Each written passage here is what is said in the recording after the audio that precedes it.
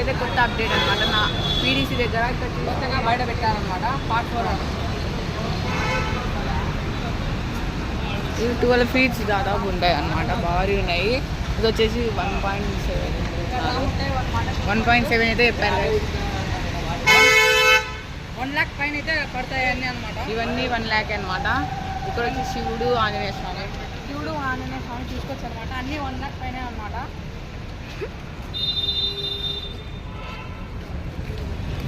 Common అనమాట.